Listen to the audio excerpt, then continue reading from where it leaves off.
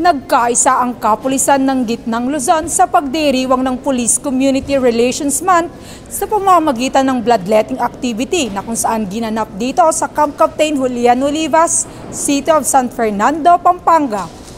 Ang naturang aktibidad na pinangunahan ni Police Colonel Marites A. Salvadora, Chief Regional Community Affairs and Development Division 3. Ito ay may temang ligtas ka sa bagong Pilipinas na kung saan kaugnay sa pagdiriwang ng ika-29 ng Police Community Relations Month.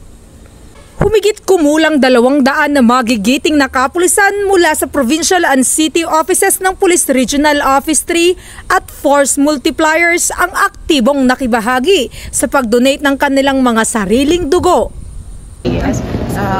Masasabi ko lang po sa programa ng ating kapulisan ay napakaganda po.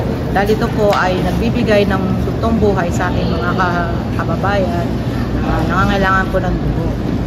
Sana po is pagpatuloy po ninyo yung maganda po ninyong hangarin para sa taong bayan. Salamat po.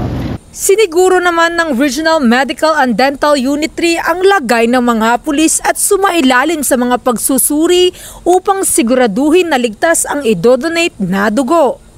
Gayun din ang mga nalikom na dugo ay dadalhin sa Jose B. Lingad Memorial General Hospital bilang kapartner ng Police Regional Office 3. Layunin nito na magkaisa ang bawat pulisya sa paghahatid ng serbisyo at makatulong sa pagpapatibay ng pundasyon para sa isang ligtas at makabagong Pilipinas. Mula dito sa City of San Fernando, Pampanga, ang inyong PNN Correspondent, Police Corporal Giselle V. Rivera, alagad ng batas, tagataguyod ng Balitang Pulis.